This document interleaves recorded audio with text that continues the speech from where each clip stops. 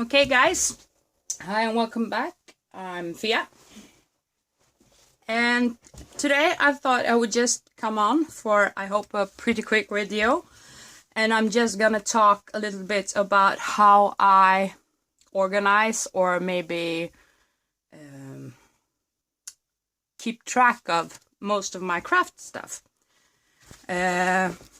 These two little binders I found at Clas. They are binders that come with separators like this and plastic pockets, and they are for business cards. But I saw something else. I have a problem when I go out that I buy duplicates of stuff I already have. And that was getting a bit annoying, since most stuff like paint and stuff, okay, I have two, but maybe it would have been better if I bought another tube in another color and just used up the one I have first. So here I have two of these. I started out with one and realized pretty quickly that I have too much stuff to fit in just one, so I made it into two, which works out great. I have them separated a bit. This one that I keep a black, just tied elastic cord on is for, let's see. This one I keep a black elastic cord on is for my acrylic paints, my inks, my alcohol inks, my dyes, my stencils, my punches, like more stuff. This is more color or pencils and stamp pads and stuff like that. So I'm gonna show you in this one. I'm gonna start. Here I just put on post-it notes of stuff I need to buy or want to buy. So it's easy, and I have tabs here with what it is. And I have done it like this, where I have a lot of stuff, and a lot of stuff maybe in the same color, since I've told you before I scrapbook and do everything I do in color. I also sort everything by color.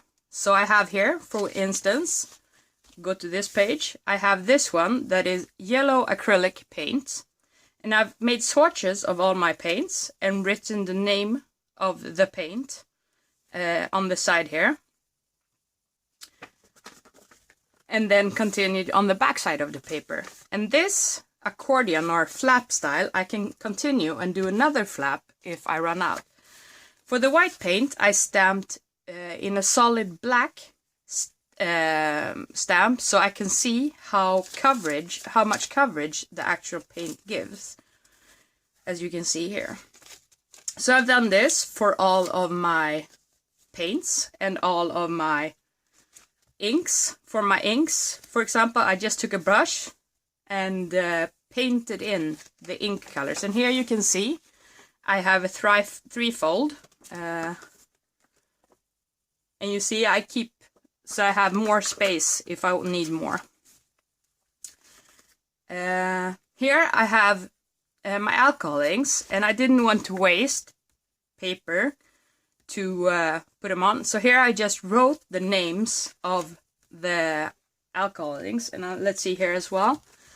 Like for polymer clay, I just put little boxes, and I put the main color and which ones I have, and also on top of it I have a list of what I want to buy.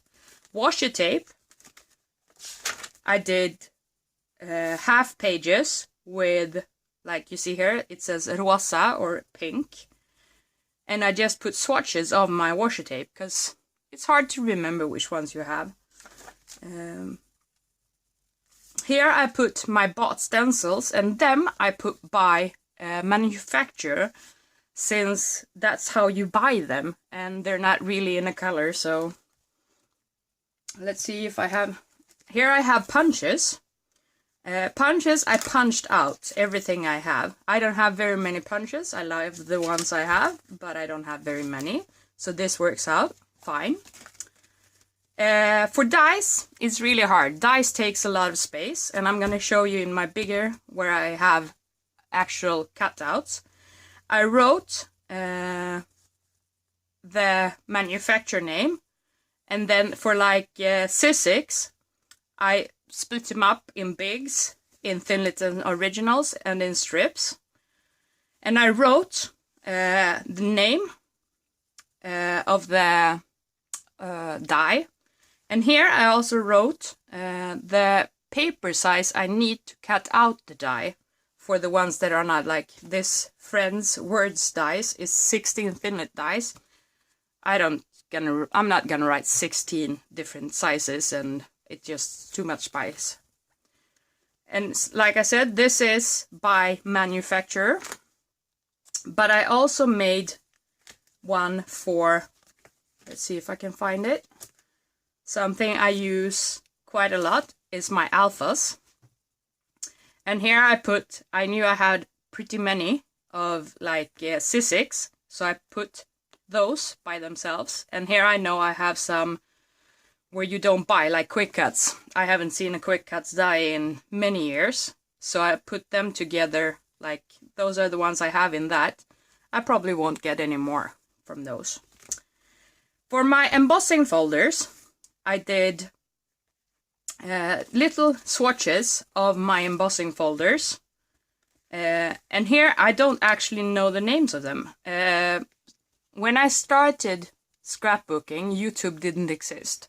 Or when I started crafting, YouTube didn't exist. And I wasn't expecting to making videos. I just started a month ago. So like these I know. This is a Tim Holtz one. This is a Tim Holtz one. This one I think I got in a magazine.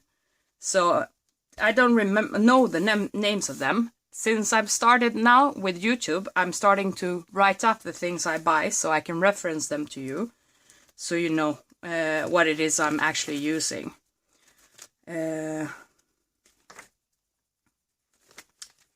so on and so forth with these ones. I'll show you here.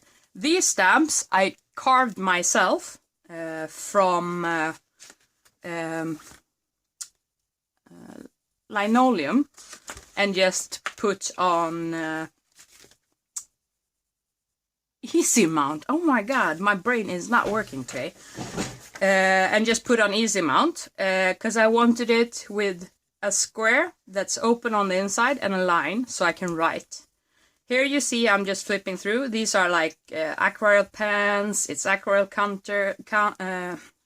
colors, my Inktense pencils, and these, everything that's like aquarelle or watercolory that you use water to activate or to use, I actually did on watercolor paper.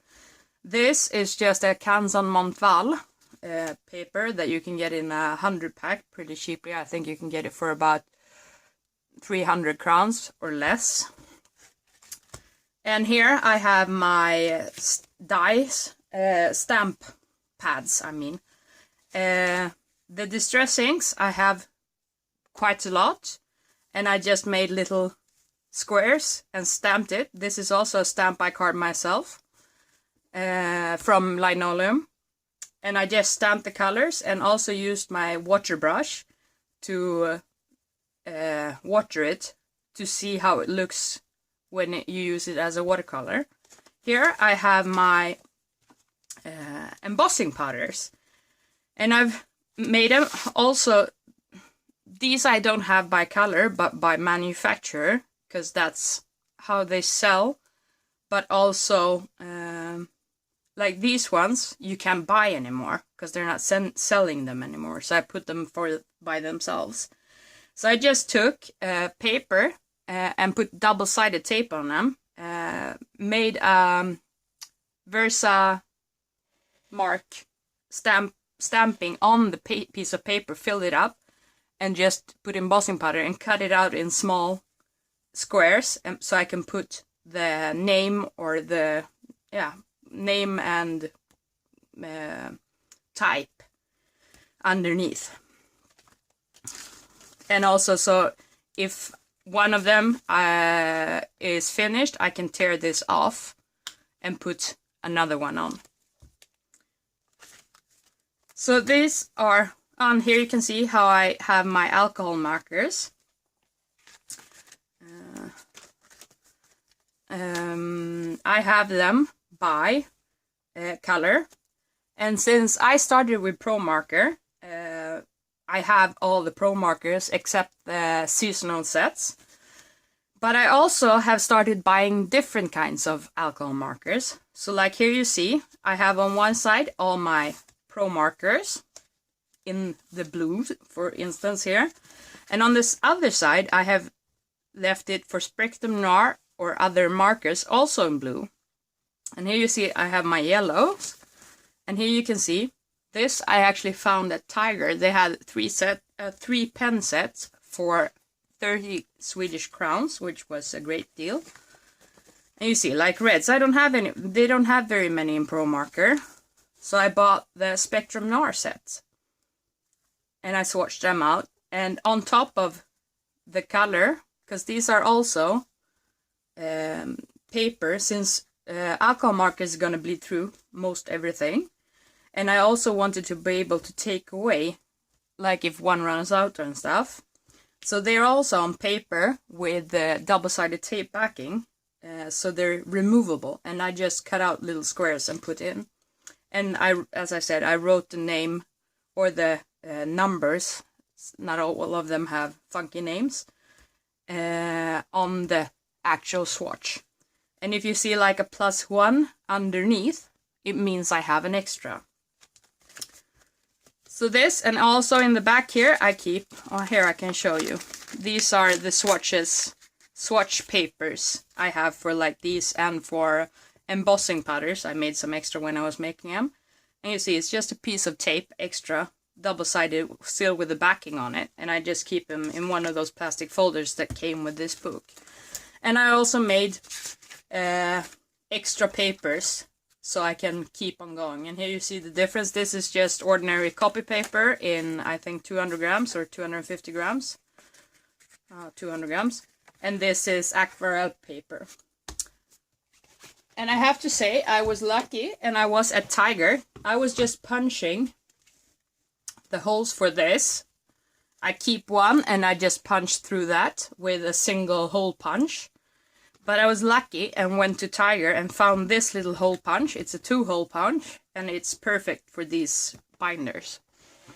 So if you're lucky, you can find something like this. But it's easy to just punch the holes and keep one that is in the right dimension and just keep punching.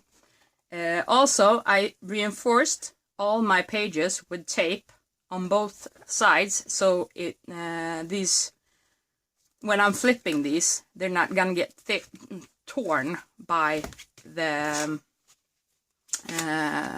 paper is not gonna get torn by the rings. And here is my other binder that I always keep in my room. And here are all my die cuts, for instance. I have all my alphabets by themselves, and I have them like this. This is the whole alphabet. And like this is the whole alphabet, and the extra things that comes with this alphabet. And I have them like this, but I also have them like this. I have them by letter. Sometimes I want to switch it up and maybe use the A from this and the B from this. So I have them also by single letters. Here you see my little punch collection. I don't have my corner and or side punches on this, just my figure punches. You see I have a really small collection, and these I started buying for shaker cards. And here you also see, here I have all my embossing folders. Let's see if I can find. I have all my embossing folders full size. So I can see, okay, this looks like this looks like this. And here I also have all my dies punched out and just taped down with, I don't know, it's plastic with just sticky side on one side or double-sided tape. So I've just put it like this, and I can see if it's something I want or something I need, and I just go like, okay, this is this, this is this. I have all of these stuff, and usually they're in the same color because this is one thing, this is one thing. These I just did the same time. So this goes with this is by itself. And I actually have, when I started documenting my dies, I actually went through every die I had and found them on the internet. So I found the name for them. So the name of the creator of the dies is in my little smaller ones. And that was a hassle. So from now on, I'm just gonna record them straight away. But like I said, I wasn't expecting to start doing stuff like this. And my stamps I have also organized by this. Like, these are all my alphabets. And I always stamp the A, the signs. Some have a lot of signs, but the most common signs. And if there's some special ones. I also have my stamps organized, where I have them organized like the actual stamps, like this. I stamp something like this, and then I can see, okay, this also has Å, Ä, Ö. So I know. And then like this is big frames and backgrounds. I stamp them all out and keep them like this. And they also sometimes they go in several places. Like word stamps can also go with Christmas stamps, or like here you see like little Christmas trees. They also go with flowers and greenery. And like these are all my word stamps, figures, and this is Christmas,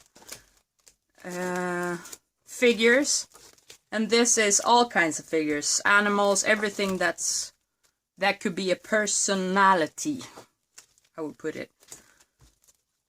So this is how I organize all my stuff to keep track of it, or most of my stuff I should say, to keep track of it. When I'm buying new things, and also when I'm looking for specific things or specific colors or something I'm wanting. It's like paints and stamp pads and stuff. It's really hard to look at the actual just stamp pad. But I have to say also, my stamp pads, I always do this. Like here I have a Stasson. And this is Timber Brown. This is not the color it will stamp. So I put a strip of label, which is sticky on one side. And when I get a new pad, I do this all the time. And I keep my pads upside down. So this is the lid of the stamp pad, which means that the lettering is right when it's in my storage unit. And I also put it on the side. So if I change my storage and want to, right now I'm keeping my pads this way, but if I change my storage and wanted to keep the pads this way, I don't have to do this again. I'm very much into organization. I have so much stuff that I truly and really need to keep some sort of system. And this is a system, this perm. I used to have all kinds of this stuff, always in this one, but since my collection of stuff is growing and I'm shopping at different places, I need a better solution. So this is what I come up with, and this I really like. And when I go shopping, I just pop them in my backpack if I go to stores, and then I can look up, do I have this, do I need this, do I want this? And I'm also gonna show you something else I have. Sorry, got cut off. This I have on my table. These are also my alcohol markers. But here I have them for reference, because I also have this, and I made these myself.